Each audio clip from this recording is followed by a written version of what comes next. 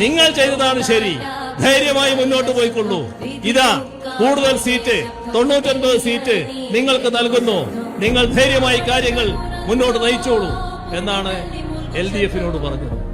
അതാണ് കേരളത്തിലെ ജനവിധി. അതില് അസൂയുള്ളവരുണ്ടാവും, കുറച്ച് കുശുമ്പുള്ളവരുണ്ടാവും, ചില ആളുകൾക്ക് അത് ഒരു തരത്തിലും പൊരുത്തപ്പെടുന്നുണ്ടാവില്ല. അതൊക്കെ ഏതാനും പേര് മാത്രമാണ്. നാടും നാട്ടുകാരും ജനങ്ങളും എല്ലാം ഒന്നാകെ ഈ നാട് മുന്നേറണം എന്നാണ് ആഗ്രഹിക്കുന്നത്.